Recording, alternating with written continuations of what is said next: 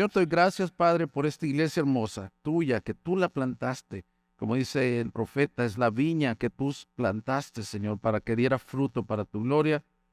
Hoy te pido, Señor, que nosotros podamos recibir de ti en este mensaje de la palabra, que todos nos expongamos en la palabra como acabamos de cantar y que todos seamos bendecidos.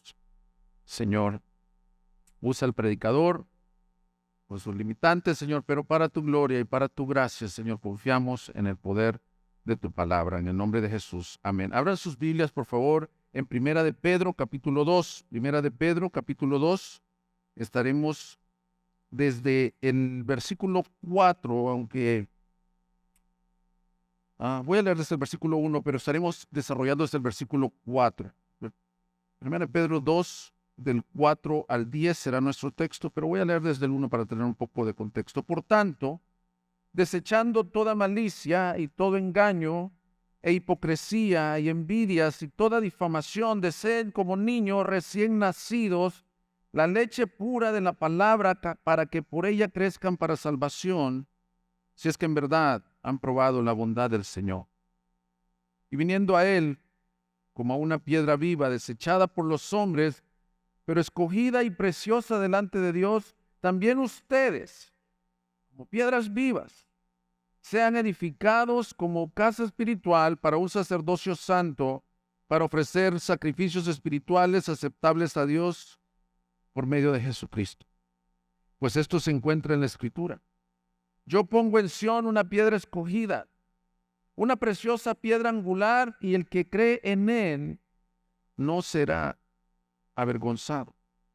Este precioso valor es pues para ustedes los que creen.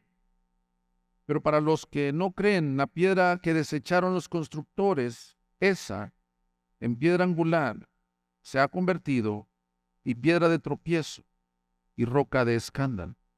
Pues ellos tropiezan porque son desobedientes a la palabra, y para ello estaban también destinados.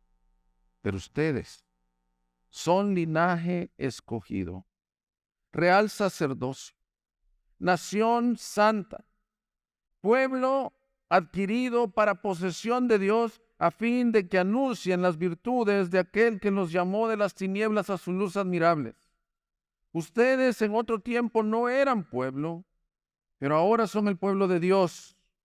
No habían recibido misericordia, pero ahora han recibido misericordia.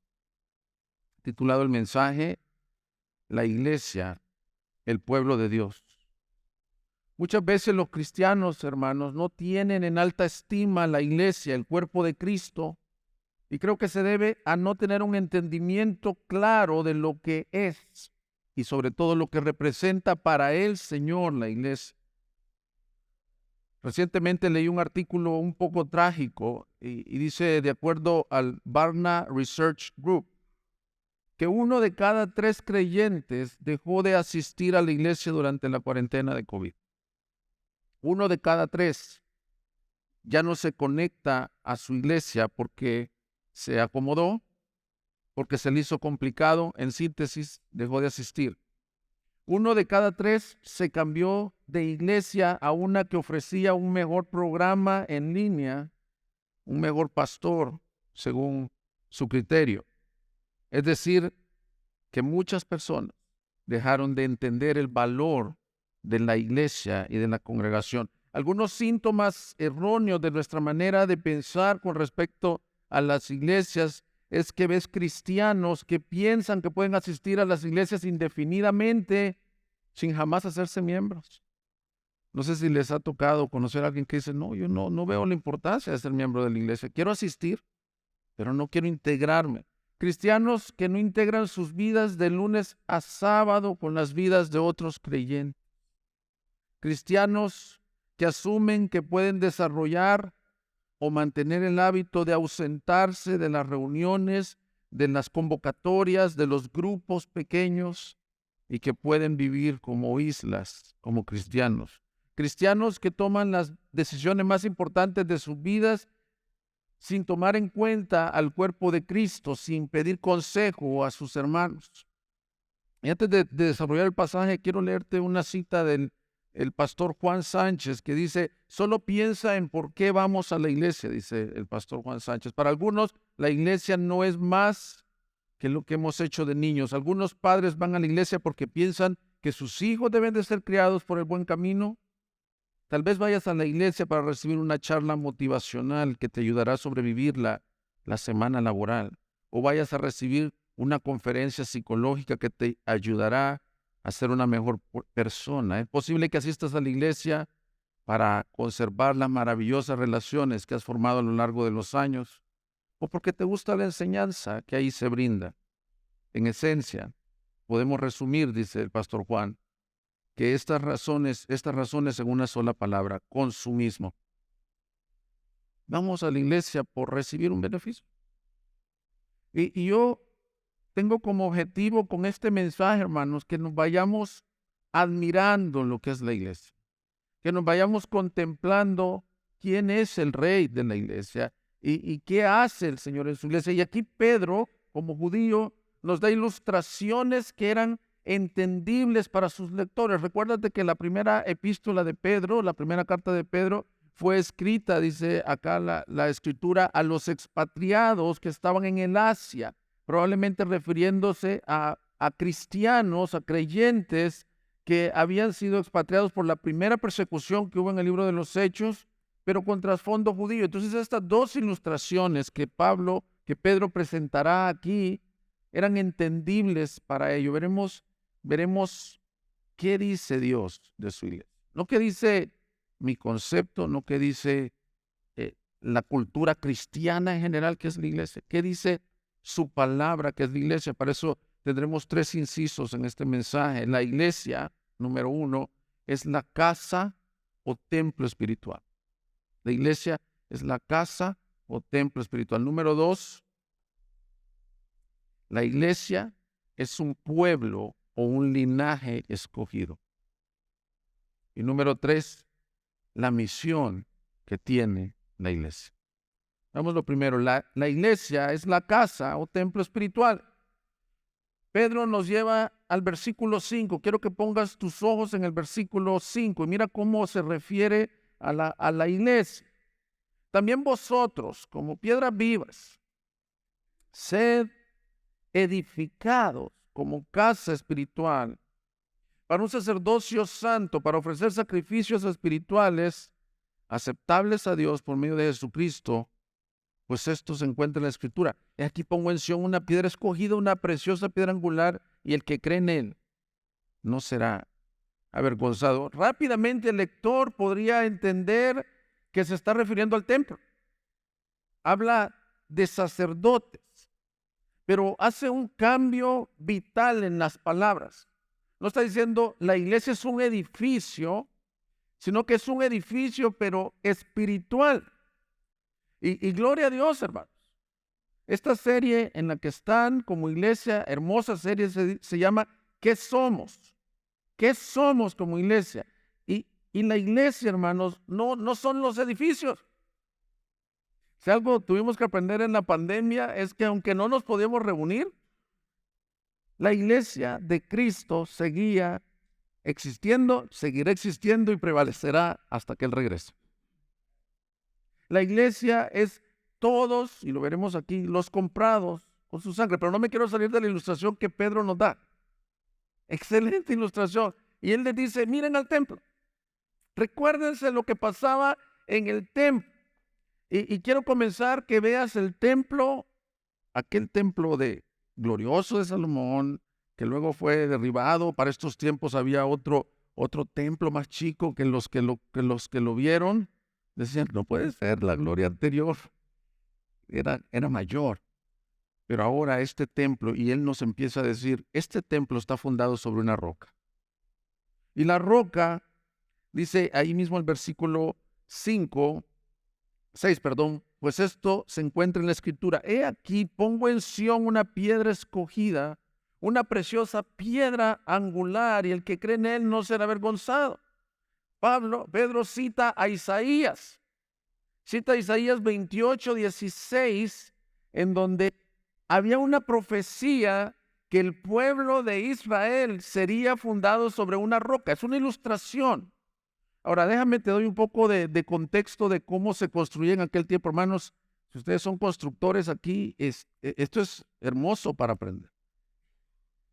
Nosotros hacemos cimientos, correcto, cavamos hoyos, abrimos y ponemos cimientos con cemento, con varilla, con columnas para que sostener la edificación. En aquel tiempo, los arquitectos, los peritos arquitectos buscaban una piedra angular, es decir, probablemente 90 grados, plana, sólida.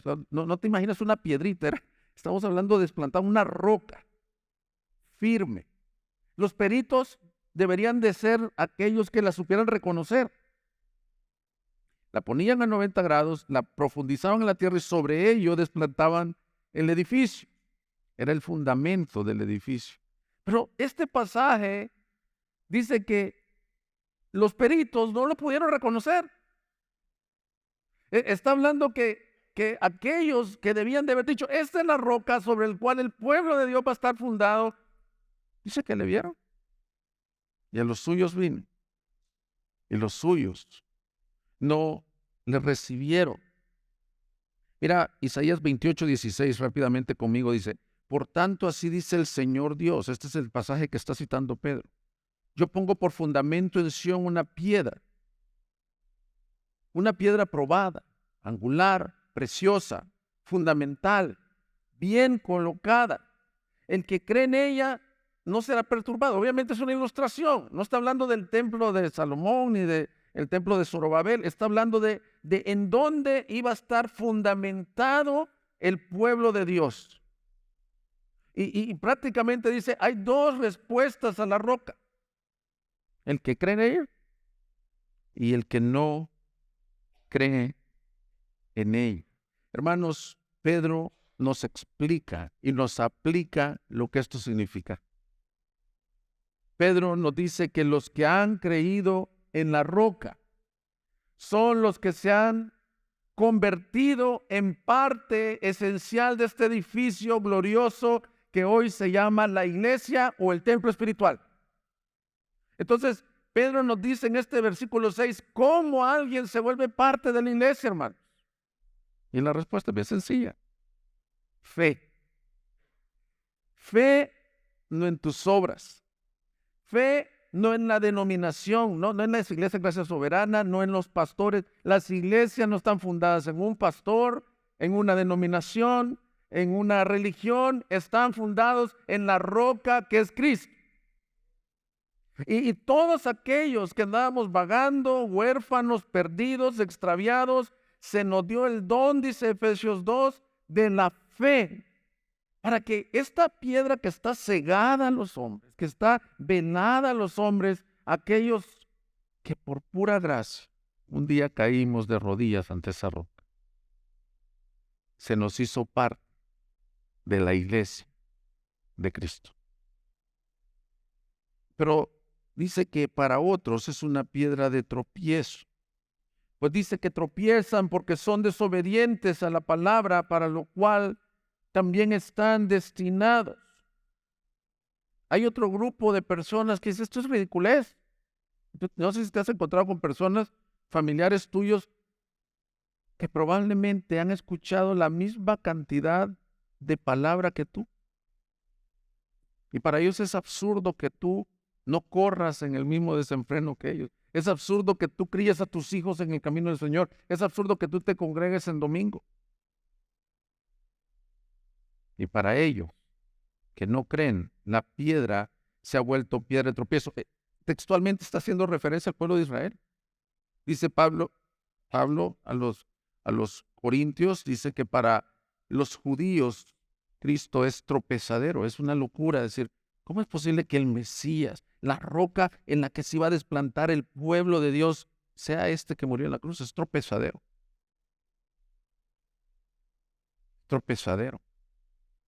Pero los que hemos creído, mis hermanos, para nosotros este fundamento, mira el lenguaje que usa, es precioso, es de especial valor. Cuando tú pones tu fe en Cristo, tu vida cambia radicalmente, hermano. Tú tenías tus afectos espirituales muertos. Yo también. El Señor me rescató a los 17 años y yo antes de eso, hermanos, aunque crecí, aquí estoy viendo a Pablito, así está mi hijo de la edad de él, crecí en la iglesia, yo no conocía al Señor, no quería del Señor, aborrecía la palabra, pero cuando Él me abrió mis ojos y me dio la fe para creer en Él, Cristo se vuelve precioso, se vuelve hermoso. Es para ustedes un especial tesoro. Y dice, he aquí yo la pongo por fundamento en Sión. Así que, hermanos de Gracia Soberana, Ciudad Juárez, quiero decirles que Cristo es el que sostiene su iglesia, el que dirige su iglesia. La iglesia no se trata solo de nosotros, se trata de Cristo. No se fundamenta en doctrinas de hombres, se fundamenta en Cristo. Sin Él, que es la roca angular, la iglesia no existe. Él la formó, Él la edifica, Él la define, Él la está preparando para presentarse en la gloriosa. Hermanos, esto es glorioso. A mí, ustedes dirán, Chovi o Roberto, como me digas, ¿cómo te va en Guadalajara? Esta es mi confianza. Que el Señor me mandó a colaborar con la edificación de la iglesia en Guadalajara, pero el que la edifica y sobre quien está fundada es sobre el Señor. Y con la libertad y la confianza que le tengo a mis amigos pastores, les puedo decir, iglesia, que esta iglesia, si faltan sus pastores, va a seguir caminando porque ustedes deben de estar desplantados, los que hemos creído sobre la roca que es Cristo. Amén. No es una mala noticia, ni un presagio que me mandaron a decir. No me estoy diciendo, tú tienes que estar seguro en que estás cimentado. Hay un canto que entonamos de Gracia Soberana. Todo lo demás arena es. Todo lo demás arena es. Hermanos, esta pandemia y lo que hemos vivido en los últimos años, nos damos cuenta que hubo un virus invisible doblegó a la sociedad. No sé de qué dependes, pero el Señor quiere que pongas tu fe en Él. Mas el justo por la fe vivirá. Pero si alguien nos visita por primera vez en este lugar o tienes algunos días visitando, quiero decirte que este pasaje es muy claro. Hay dos respuestas a esta roca. Y dice, el que no cree en ella se vuelve piedra de tropiezo, piedra de escándalo. Y la ilustración es como el que cree en ella se pone sobre la roca, pero el que no cree en ella, la roca cae sobre ella. Y por eso dice el versículo 4, viniendo a Él. Por eso yo, si tú estás aquí, te animo a que puedas venir a la roca, que significa puedas poner tu fe, no en argumentos, sino en Cristo, fe en la persona. Mira, el texto te dice, viniendo a Él, este llamado es el más glorioso que te podemos hacer hoy. Ven a Cristo y vas a ser parte de la iglesia. Y me encanta que dice, el que cree en Él no será avergonzado. Ahora, ponle un poco de contexto. Está hablando a los sufrientes de Primera de Pedro que los avergonzaban por su fe. El capítulo 4 dice que algunos los vituperaban por ser cristianos. Entonces dice, no se preocupen, ustedes no son los ridículos. El Señor está con su iglesia. Ustedes confíen, porque el Salmo 1 nos da esta ilustración. Dice, bienaventurado el varón que no anduvo en consejo de malos, ni en silla de escarnecedores se ha sentado, sino que en la ley del Señor está su delicia y en ella medita de día y de noche. Será como árbol plantado junto a corrientes de ríos, que da su fruto a su tiempo y su hoja no cae y todo lo que hace prosperará. Pero luego dice, no así los malos, que son como el tamo que arrebata el viento, porque en el día del juicio no se levantará. Hermanos, probablemente tú has sufrido mucha vergüenza, tienes muchos recuerdos de tu pasado, pero si has puesto tu fe en la roca, aquel día no serás avergonzado. Aquel día te dirá el Señor, esto es de las cosas que me sorprenden de su gracia, ven, buen siervo y fiel. Y tú dices, yo soy fiel, yo soy buen siervo. A lo mejor no has sido, pero la fe te va a decir, ya no hay vergüenza, ni temor, ni culpa. Lo único que hay es libertad de decir, el que me compró me está llamando a su gloria. Pero Pedro, hermanos, si esto ya no nos asombra, luego comienza a ser algo glorioso. No solo te puso sobre el fundamento, sino que te incluyó. Mira, todavía conmigo, ahí el versículo 5, por favor.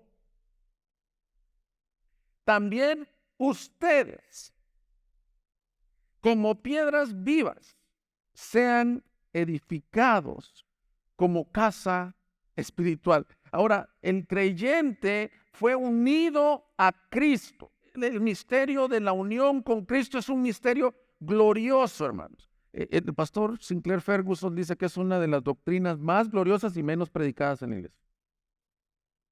Si tú alcanzas a entender lo que significa la unión con Cristo, hermano, tu panorama va a cambiar. Y ahora lo que te dice es, tú no eres alguien que el Señor te salvó y te dejó ahí a la deriva, sino que eres parte de ese edificio. Tú que eras nada, huérfano, como dice Tito, esclavo de diversas pasiones, ahora te dice, tú eres una piedra fundamental en la edificación. La unión con Cristo significa que Él está en ti y tú estás en Él. Y por esa unión estamos unidos con los hermanos. Él está en ti y tú estás en Él. Y por esa unión estamos unidos con los hermanos. Es un misterio, es como los hermanitos de sangre y carne. Ellos llevan tus genes, pero por esos genes que llevan, ellos están unidos entre ellos. Y ahora les dice, son compuestos por piedras vivas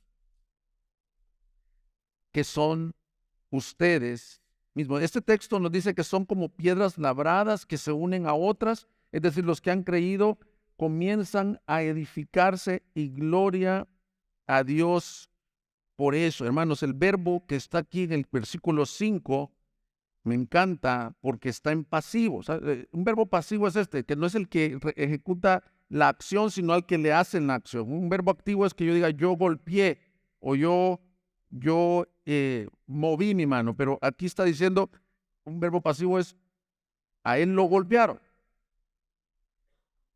Está diciendo, ustedes sean edificados.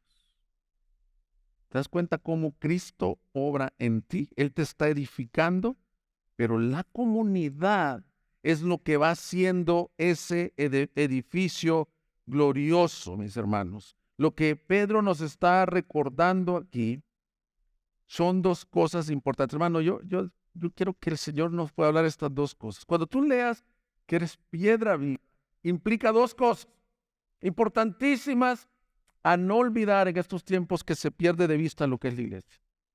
Primero, el templo era el lugar de la residencia, de la presencia del Dios vivo. ¿Qué está diciendo el Señor, hermano? Ahora ya no voy a residir en templos. Miren, hermanos, en Guadalajara está la sede de la secta La Luz del Mundo. Y hace poco fui al lugar, la colonia se llama Hermosa Provincia. Compraron lotes y cosas así para tener ahí sus casas. Es impresionante. Mis hijas literalmente me dijeron cuando le dijeron, papá, ese es el castillo de la Frozen, ¿o qué es esas luces que están ahí? Me dijeron.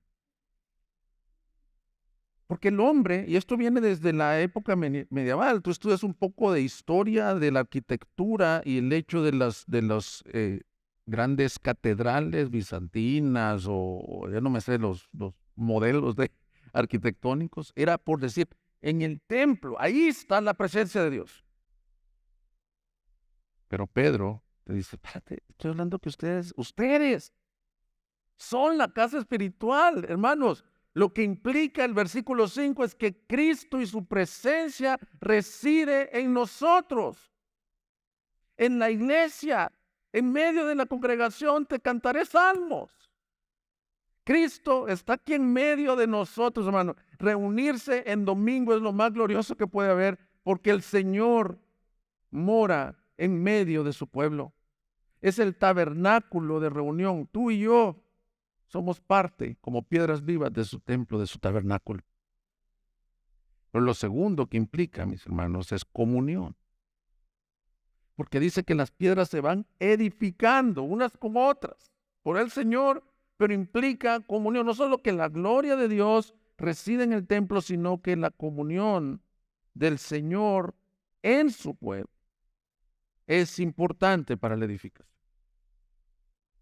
Hebreos 10:24 dice, consideremos, cómo estimularnos unos a otros al amor y a las buenas obras, no dejando de congregarnos como algunos tienen por costumbre, sino exhortándonos unos a otros, y mucho más al ver que el día se acerca. Entonces, esta figura debe de animarnos a vivir en comunidad, a vivir como el pueblo del Señor. Es triste escuchar que algunos cristianos piensan que la comunidad es un aspecto opcional, algo que no es necesario. Yo he compartido esto aquí, de hecho, en otra ocasión compartí que me sorprendió que una pareja estaba en el lobby, no de esta iglesia, para que no se preocupe. Yo le digo, ¿vas a pasar al servicio? ¿Y sabes cuál fue su respuesta? Aquí me estoy edificando con mi esposa. Hay muchos que tienden a decir, el uno a uno es el importante. El no rozarme con mis hermanos, el no compartir mi vida con mis hermanos. Yo puedo ser cristiano, pero yo solo. Y hermanos, ese creo que es un error que está informado por nuestra cosmovisión actual del individualismo. El individualismo, especialmente en los Estados Unidos, y ustedes que están pegaditos, es yo domingo en la tarde nomás estoy lavando mi coche. Ustedes vayan a las colonias de los Estados Unidos y se van a dar cuenta que eso pasa y ya está igualito en México. Estoy con mi coche, no vengas, no te metas, no te entrometas. La iglesia pareciera para la cosmovisión mundana que es entrometida en nuestras vidas. Como decíamos al inicio, cristianos que no quieren vivir en comunidad, pero el principio de la comunidad se ve desde el Antiguo Testamento. El Salmo 122, versículo 1, me encanta porque dice, yo me alegré cuando me dijeron, vamos a la casa del Señor.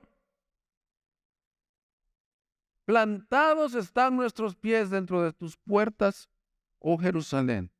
Jerusalén que está edificada como ciudad compacta, bien unida, a la cual suben las tribus del Señor, lo cual es ordenanza para Israel, para alabar el nombre del Señor. El templo era el lugar, o el tabernáculo en este caso, donde se manifestaba la presencia del Señor, pero era el lugar a donde juntos presentaban adoración. Yo no estoy demeritando con estos comentarios previos que hice la importancia de tu devocional individual, la importancia del uno al uno, creo que tiene su valor. Pero si algo puedo sumar a la serie que están haciendo mis hermanos aquí excelentemente, es no pierdas de vista la importancia que Dios le da a que estás unido a Cristo y estás unido a tu hermano. Que el crecimiento, mis hermanos, se da juntos. Que el Señor creó una nueva comunidad, no creó individuos, no salvó individuos para que ellos crecieran y llegaran a la gloria. No sé si les ha pasado, hermanos, no sé cuántos tengan pocos meses de casados aquí.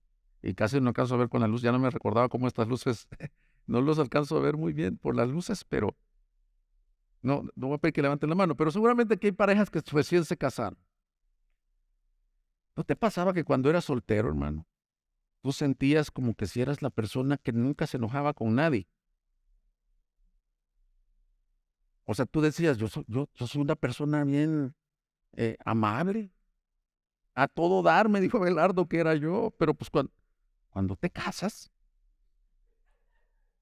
te comienzas a dar cuenta que y que salen en ti molestias, cosas tan absurdas como porque tú pones la toalla doblada y la otra le gusta colgada.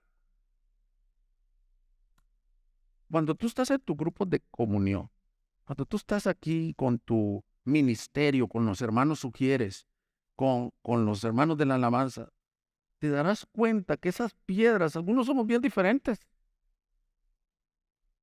Aquí esta iglesia está conformada de diferentes contextos culturales, sociales, económicos, trasfondos diferentes. No, es que a mí así me crearon, yo soy bien así, a la defensiva, porque usted no sabe lo que yo he sufrido, pastor. Y así crecemos, pero el Señor te da el beneficio de decir, por eso no te dejé solo, para que juntos, la comunión, los edifique. Mira como dice Efesios 3, me sorprendió que leyó esto Arturo, versículo 14. Por esta causa, pues doblo mis rodillas ante el Padre de nuestro Señor Jesucristo, de quien recibe nombre toda familia en el cielo y la tierra. Les ruego que Él le conceda a ustedes, conforme a las riquezas de su gloria, el ser fortalecidos con poder por su espíritu en el hombre interior, de manera que Cristo habite por la fe en sus corazones. También ruego que, arraigados y cimentados en amor, ustedes sean capaces de comprender con todos los santos cuál es la anchura, la longitud, la altura y la profundidad, y de conocer el amor de Cristo que sobrepasa el conocimiento, para que sean llenos hasta la medida de toda la plenitud de Dios. Algo que no había visto yo en este pasaje, hermanos, es que todo está en plural. Uno dice, está en la oración pastoral de Pablo por los Efesios, y uno dice, Señor, ilumíname tu amor, la profundidad de tu amor, la altura, la anchura de tu amor, pero aquí no está diciendo solo eso. Yo le pido al Señor de rodillas que ustedes, iglesia, juntos, ¿lo viste? Juntos crezcan en entender el amor de Dios. Esta no es una carrera individual. Las carreras universitarias es a quien sale primero. Los 30 que entran en la carrera, de esos salen 3 o 4. Esta imagen es un paseo con tu familia. Mira, hace poco salimos todos en la bicicleta, todos. La niña más chiquita tiene 4, con rueditas, y yo. Entonces, no puedo decir, yo voy a llegar primero a la meta. No puedo olvidar a mi niña chiquita. La carrera de la fe es similar a un paseo con tu familia. Me tocaba ni siquiera cada 100 metros, creo que cada 40 metros. Papá, se me atoró. Papá, tengo sed. Entonces, voy, la espero, la llevo. Así es la iglesia. Hasta que juntos, nos edifiquemos. Y Dios nos ha mandado y nos ha dado dones para que juntos nos sirvamos. Ahora, la segunda gran ilustración que Pedro nos da no solo es el templo de piedras vivas edificándose por sus dones, sino que cambia. Mira el versículo 9. Pero ustedes son linaje escogido,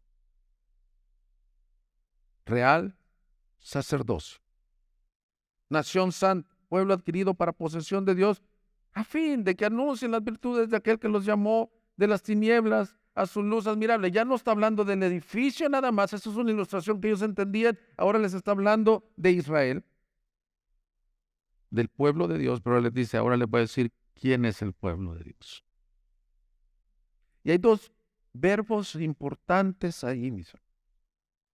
Ese pueblo fue escogido y adquirido. La iglesia de Dios es una iglesia escogida por la gracia soberana de Dios.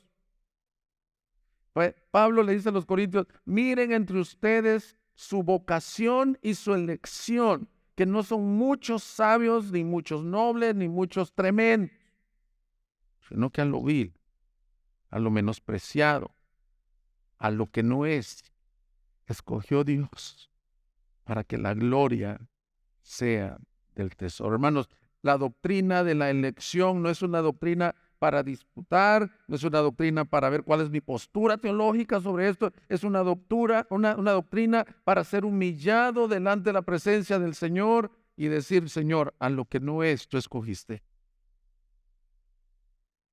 Muchos leen este texto donde dice linaje escogido y sienten como un título de élite.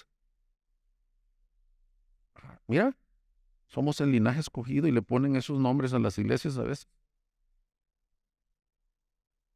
Cuando ese título nos debería de recordar que fue una elección sin mérito. Fue una elección por pura y soberana gracia. Las elecciones son por mérito en lo secular. La elección presidencial es por mérito. La elección de una pareja es por mérito. La elección en los deportes es por mérito, hermano. No sé si tú ibas a jugar ahí a la cancha de basquetbol de tu colonia. Entonces, siempre están dos que arman son los líderes del equipo. Entonces, agarra 4 y tú agarras 4. Entonces empiezan a ver así, quiero ver a quién aquí agarro. Bueno, el Alex está medio alto y el Edgar también está medio ponchadillo. Vamos a agarrarlo aquí para mi equipo.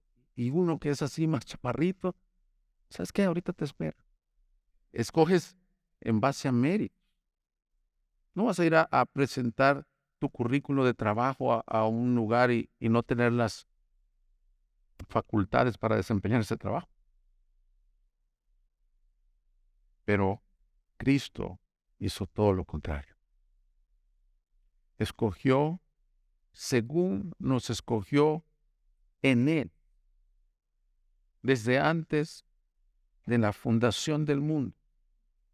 En amor, nos predestinó para ser adoptados hijos suyos, en amor.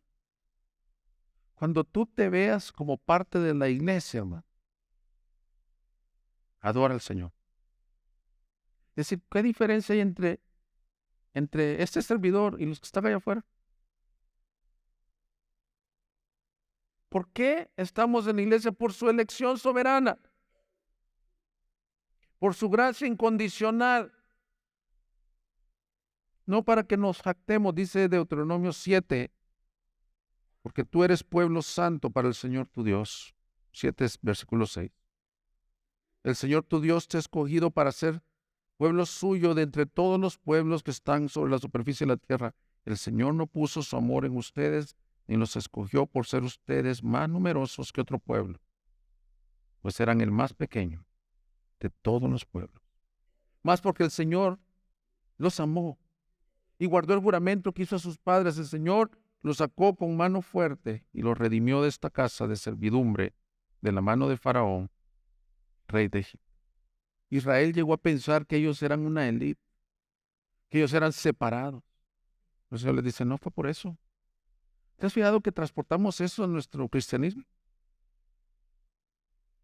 Muchos tienen la impresión que porque su papá fue cristiano, porque su abuelo fue cristiano, entonces a lo mejor han escuchado a esa persona, yo nací ya en cuna de oro. Sí, pero en pecado. Cuna de oro, pero en pecado. La salvación no se hereda. No hay un mérito. No porque estudiaste en una escuela cristiana, como fue el caso de tu servidor. Yo no soy hijo de pastor, ni nieto de pastor. Y la gracia de Dios me alcanzó en tinieblas. No fue porque estudié en una escuela cristiana, ni porque vengo a una iglesia de sana doctrina que el Señor puso mis ojos en ti, o porque eres bien portado. Fue su gracia, su favor inmerecido. Pero no solo dice que fue escogido, sino adquirido por Dios. Ahora, Pedro pone otra connotación. El pueblo de Israel fue escogido y era su redimido, igual la iglesia. Pueblo adquirido es el segundo verbo que se muestra ahí. Quiere decir que fueron adquiridos, es decir, la salvación de la iglesia tuvo un costo. No solo fue escogida, sino que la iglesia fue comprada. Y fue comprada, como dice en el capítulo 1, no por piedras preciosas, no por oro, no por plata, sino por medio de la sangre del Señor Jesús. Y hoy estábamos entonando el canto, no por mí, sino por Cristo, a través de mí, creo que es la traducción, hermanos. Es uno de los cantos más gloriosos que muestra Tú estás aquí a costa del derramamiento libre y voluntario, no de una gota, no de un litro, de toda la sangre pura, inocente, sustituyéndote y sustituyéndome en la cruz y diciendo limpios. Padre, perdónalos porque no saben lo que hacen. El centro de la iglesia es la redención en la cruz, es la compra de esclavos, con un precio. Por eso es que yo creo que es doloroso ver personas que menosprecian la iglesia de Cristo. Y tiene una aplicación bien en el plano horizontal. El hermano que está ahí sentado al lado tuyo, aunque tenga otro trasfondo, aunque sea diferente, aunque a ti te guste platicar y a él le guste estar callado, aunque no te caiga tan bien tu hermanito de tu ministerio que estás, ese hermano fue comprado y vale la misma sangre del Cristo que tú vales.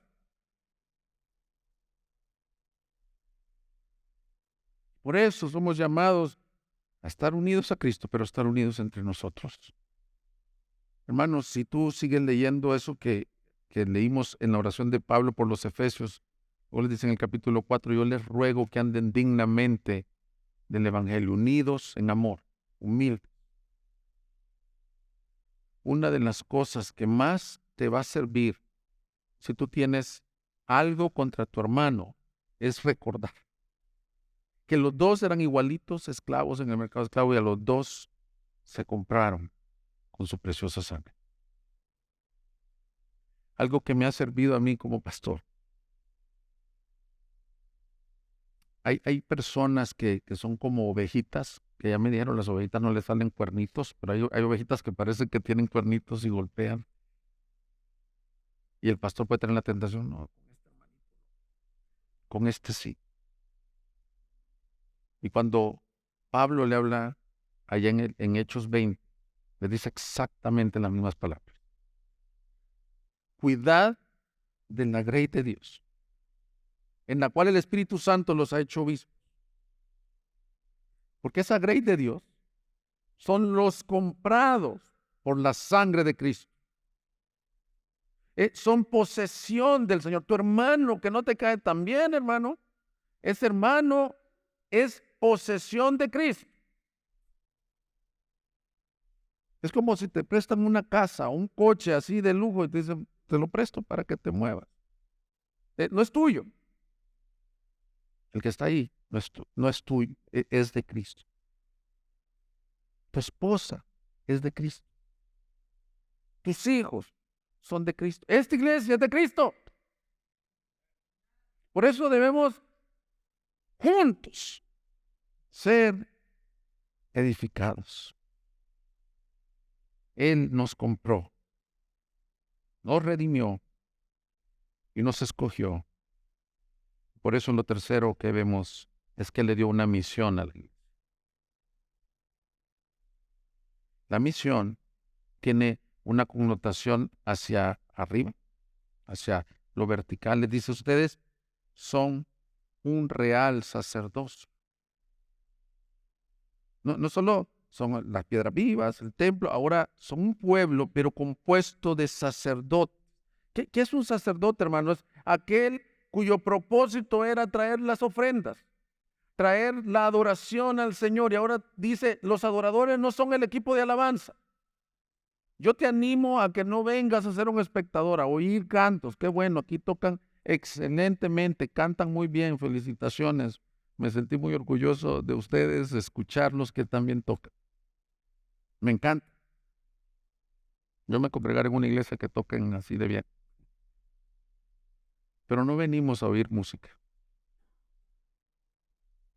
Venimos a presentar sacrificios de adoración.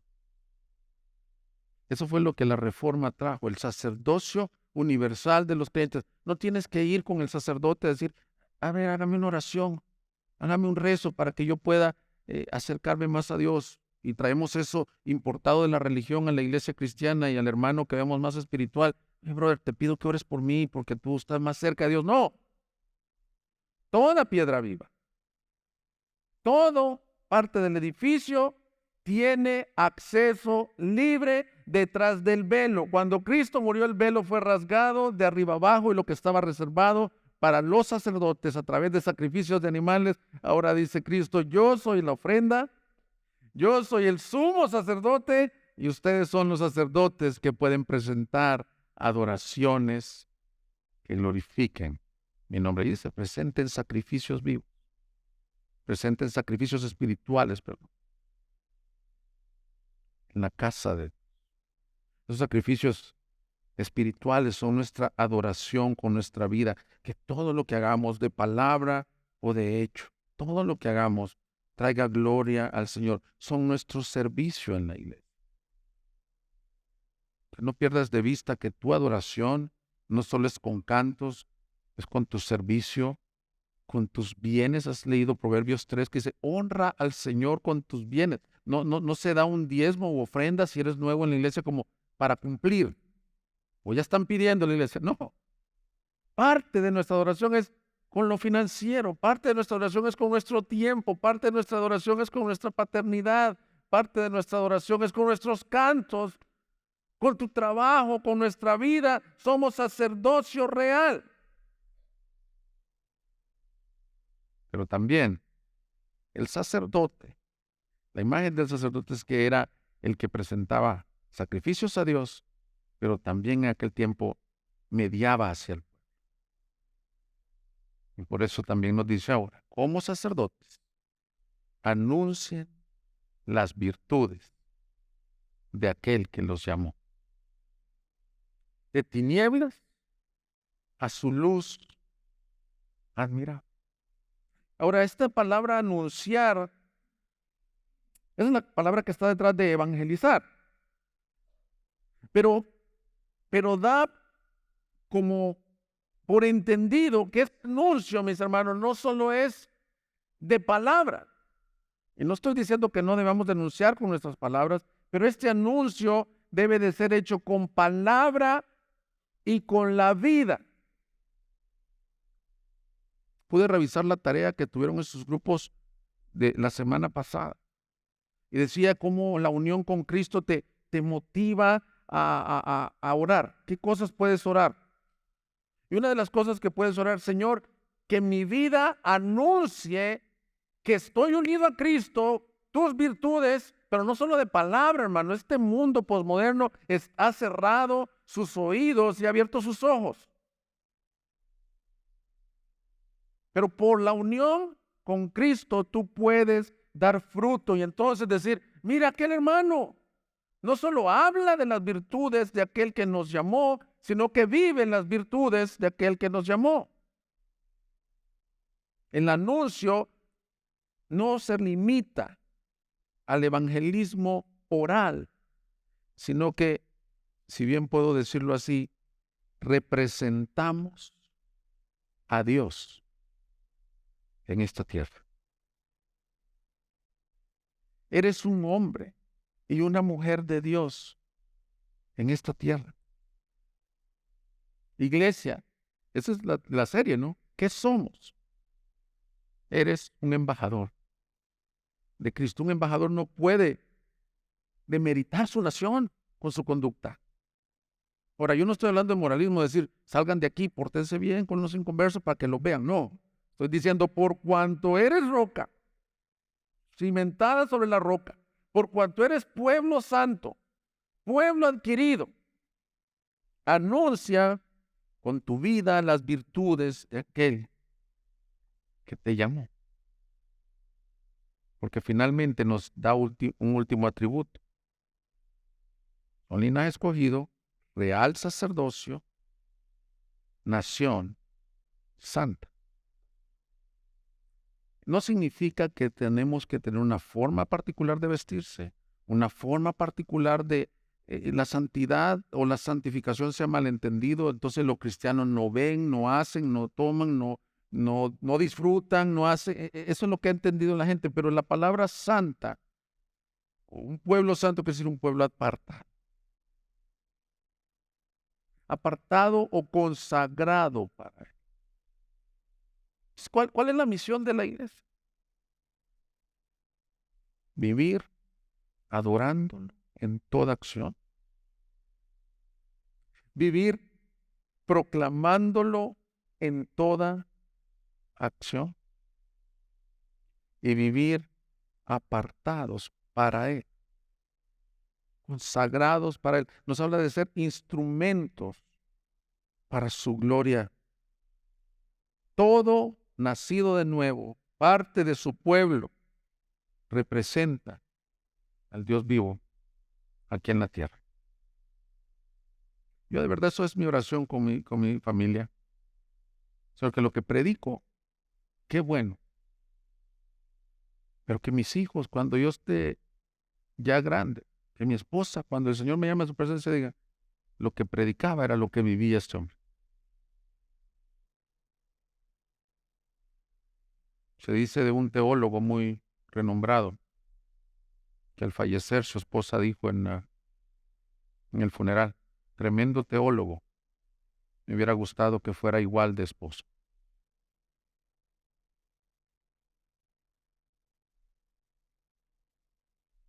Hermanos, somos pueblo santo. Y quiero concluir con el último versículo, para que nos terminemos admirando de su gracia. Ustedes, aleluya, estos son los versículos del Evangelio completo. En otro tiempo no eran ni pueblo, pero ahora son el pueblo de Dios. No habían recibido misericordia, pero ahora han recibido misericordia. Amén. Esos somos, Iglesia Gracia Soberana de Juárez.